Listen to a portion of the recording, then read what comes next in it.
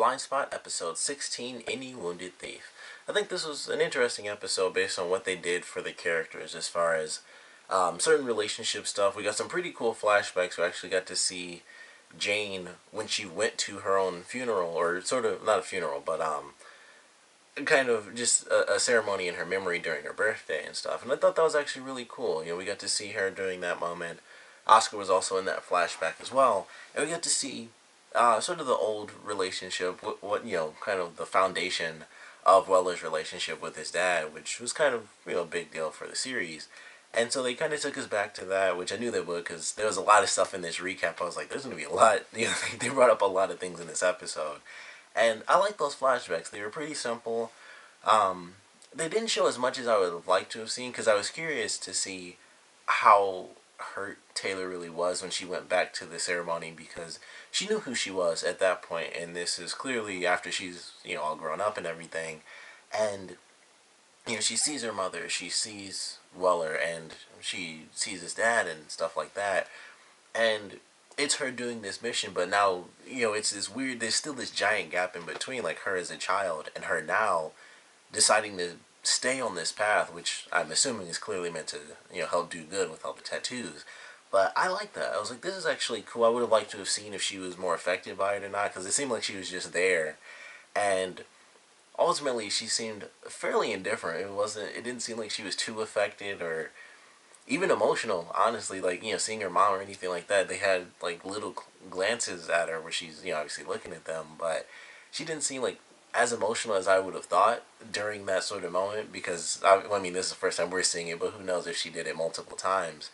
But I'm assuming, based on us getting to see it, that was like the first time she'd done that. And it just seemed like she didn't have as much emotion as I would have expected, just dealing with the mission. And even Oscar asked her, like, are you okay with doing this? You still want to continue? And it didn't seem any sort of hesitation, which I didn't expect, like true hesitation, but it didn't seem like there was really anything. It was kind of just like, yeah, and it just seemed like not as emotionally filled as I kind of wanted it to be. But I still enjoyed it. I thought it was cool. We got to see that she actually did go back at one point, because I was surprised.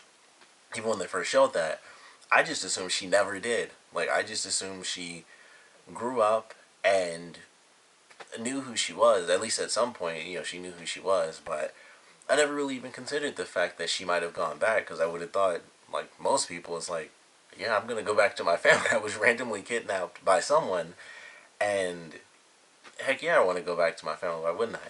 So I thought it was cool that we got to see that, because it was just something I never considered, that she would even have seen her family or anyone that she knew from the past.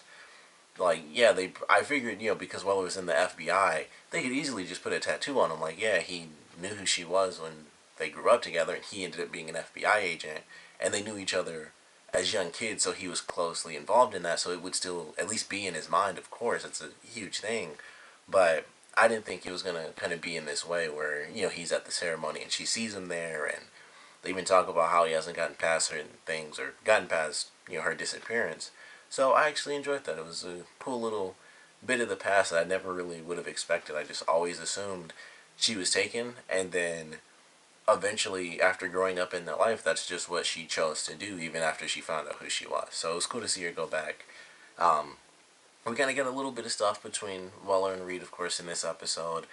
And we had a little moment at the end where Mayfair kind of gets on Reed, like, like something's going on, and you need to tell me. But of course, he denies it, because he doesn't want, I would say Sarah is her name, to get hurt. So I thought it was cool that she, kind of knows, like, something's up here, and I'm sure she won't find out for quite a while. I'm still curious how they're going to play that one out, where they get any information. Because what I thought was going to happen was she was going to bring him in and say, like, oh, I found this footage. I thought she was going to actually find the same footage somehow. And then he'd kind of be like, oh, man, and try to work his way out of it, because, same reasoning. But it was just, something's a little weird. You can definitely tell me, and it's like, alright, I'll let it go. But she obviously knows something's weird, so I'm glad she'll be there. I don't know when they'll do it again, but I'm glad at least she's there to kind of press him a little bit and see what happens. So definitely looking forward to however that's going to play out. I'm still very curious, because he was attacked once.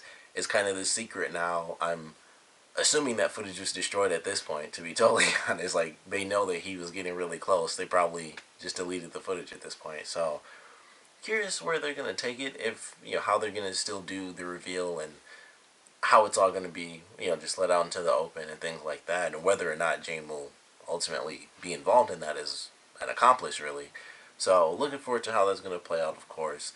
We had a crazy, like, for me personally, I thought it was a crazy surprise ending scene for Zapata, where we find out she is still gambling, and it's still like a buttload of money. It was like, I thought she was going to meet the guy that she talked to early on in the series, like, oh, she's still doing the gambling thing, but she just knocks on the door, and the guy, first thing is like $5,000. I'm like, geez, this is way beyond what I thought it was going to be. I thought she was going to have like still some betting, but simple little bet or something like that. And instantly it's just like $5,000, random apartment, and they just do it up on the inside and everything. And it was just crazy. I was like, man, they're just showing her in like this crazy position, because we still have the stuff with the I believe it was like a district attorney or whatever blackmailing her, so we still got that on her. And I don't know. I mean, I guess it's obviously her vice. That was kind of the thing from the very beginning of the series, which I think is cool that she even has one. It just adds an element to her character. And this kind of just shows that she never officially got past that. And I guess she's kind of even a little bit, because if I remember right, she did get money from Carter to kind of pay off those debts. So she probably has the extra cash now, like just $5,000, poof, just to bet away. So it's cool that they're kind of bringing that back into play, but I don't know where they're taking it. But it was a great way to end it. It was just like, holy crap, she's betting large sums of money still, huge. Just walk right in. Here's $5,000. Crazy, like rundown apartment, like secret betting house sort of deal. So she knows some stuff for sure. But I'm looking forward to where they're taking that, if that gets used against her, or maybe she gets into debt with much worse people than the guy that she used to deal with early on in the episode, or in the series, I mean. So looking forward to that, because I feel like they wouldn't have shown us that if it wasn't going to be an issue later on again. So probably in debt a little bit, and then who knows how the heck that's going to play out. But looking forward to that. The main case itself, I thought, was pretty simple. They, of course, the people they talk to, I'm totally innocent, and then they're completely guilty at the end. I thought that was pretty simple. Had some interesting action in it, though. Like, I like the opening scene where it's like these people, attack this truck and everything. We find out that there was actually another person that was like the inside man, this whole corporation, like, fake on the truck and all this other stuff. So it had a cool level of, like, mystery, where it's like all this weird stuff's happening. It wasn't kind of simple. Like, a lot of the tattoos, it's hard to find stuff, but once they find it, it's like a straight path to everything that's happening. And in this one, even though I felt it's admittedly cliche just in general for like any sort of detective, FBI, cop show, whatever, it always, it tends to end up being like the first person they talk to all the time. In this case, it was a nice little twist, because it was both people that they actually talked to, and it was like one of them is going to be guilty, and then they found the general, and then we find out that the woman was guilty as well. They were actually both working together, so that was a little twist on it, but lots of nice little layers going through there. Jane pulled off some crazy moves in this episode. First, she disarmed the guy with the, his thumb is on the trigger, gonna kill all of them in that room. She took him down, which was cool, and then we have her, like, in the stock exchange. She just shoots out a window and jumps, lands on her knees, which just would not happen. You're done for if you do that in real life. Because they didn't give like the perfect distance as to how high up in the air she was, but it looked like she was pretty freaking high up, because they have to look down to see the guy.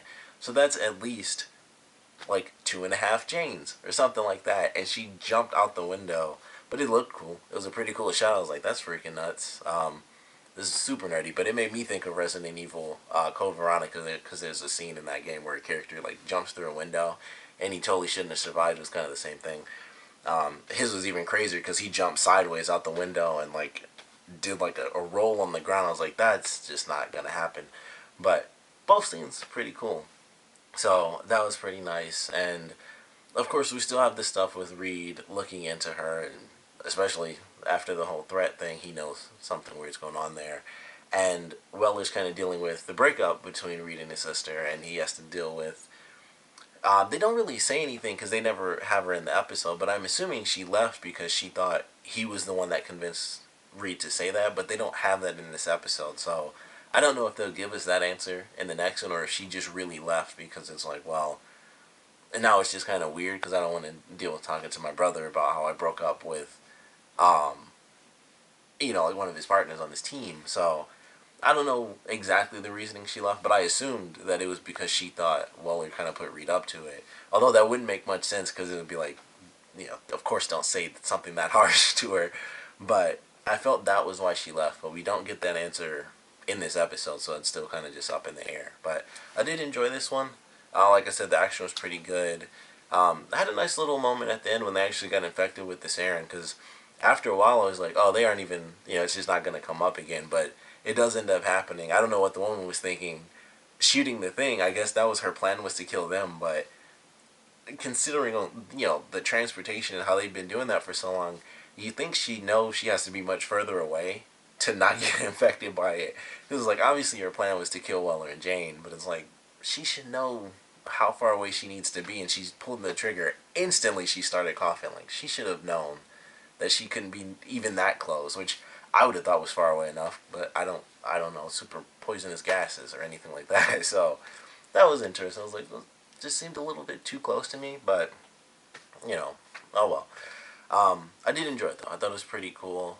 Very visceral reaction. Like, they already had that stuff. They were serious with the whole dying within a minute stuff, and Weller was just like randomly. I mean, I'm assuming it was just water, of course, but it's like he's just like throwing up, and I was like, that was simple. It was just him spitting up. I was like, that's a good way to show how dangerous this stuff really is. Just boom, they start coughing, and he's just spitting up, and they mention like your organs melt from the inside as you asphyxiate. So that's a pretty crazy description of a way to die. But I enjoyed this one. We had the ending scene. Oscar and Jane actually end up sleeping together at the end, and I thought that was interesting. I was surprised that actually kind of happened because it didn't seem like Jane had any feelings towards him, but they end up together, so that's happening, and they kind of did this weird with the trailer. The whole time I thought this episode was going to be about Oscar telling her the stuff with like, oh, you need to break them up because you need to be the only one that Weller trusts. But that was like literally the end of the episode. Like, the promo had nothing to do with what was actually going on in this episode at all.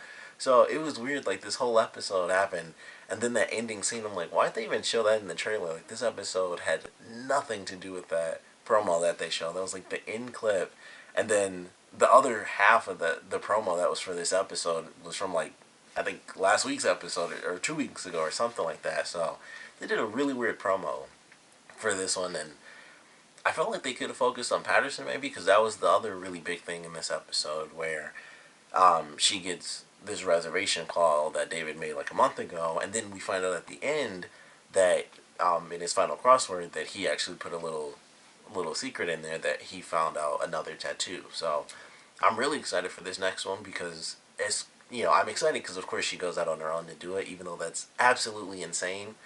And I mean, she already got in trouble for that anyway, so I feel like it's kind of weird that she would do that, but maybe it's sort of, in addition to actually going to the dinner, maybe that's kind of her like final way of being able to move on from the pain she feels from having lost David. But I'm actually really excited for that one. I don't know how it's going to play out. Of course she's going to survive. It would be nuts if they killed her off, but I'm sure she'll be fine. But it should be pretty exciting next week. I'm definitely looking forward to that one. But of course, I want to know what you guys thought about this episode, so please comment below. Let me know your favorite parts, or least favorite parts. And despite it only being the end of this episode, Oscar does end up asking Jane to break up Weller and whoever he's with. Her name might be Sarah. Somebody's name Sarah. I really can't remember. Although I'm pretty sure his sister's name was Sarah. So they want Jane to break the two of them up. I definitely want to know where you guys think that's going to lead the characters, because they already have like this weird relationship where they made out, and then Weller and Jane don't end up together because things get super weird between the two of them, and she of course goes to meet Oscar because she wants more info. But something's going to happen there. I don't know if the woman that Weller's with is going to end up dying as the odd secondary result of Jane trying to break them up, or even why it needs to be that big of a deal. It's like he trusts this one, I guess it's because she's, you know, a part of some organization. I don't even remember what organization she's with. I don't think she's with the FBI, but I guess that's the big issue with it. Like, if she was just a civilian, it wouldn't matter as much. But with her having certain connections and resources, they need her definitely out of the way, I guess. That's kind of the main issue. But I definitely want to know where you guys think they're going to be taking their characters, because that seems like a really weird mission to me. But like I said, I guess with the resources she has, that's why it matters. But I feel like it won't lead to too much, to be totally honest. I know it's a big deal. It's supposed to be a big deal. But I feel like it won't really lead to too much craziness, but it might. It could lead to a reveal, which I would love if she, the woman Weller's with, if she found out what was going on. I think that would be a great thing to have, and then that might be how she dies. So, as much as I don't want her dead, but I think that would just be cool for the story, and then Jane would have to kill her or something, and that would be very cool if they kind of did that, and then there's this weird mystery where the team is trying to figure out who killed her, and it ends up being Jane. But like I said, I want to know where you guys think that breakup mission is going to take their characters. Hopefully in a good way, not some weird, you know, fake love triangle sort of way. I don't know. I hope that doesn't happen, and I don't feel like it will. But I want to know where you guys think it's going, and of course, what you guys thought about this episode in general. So please comment below, let me know, and thanks for watching.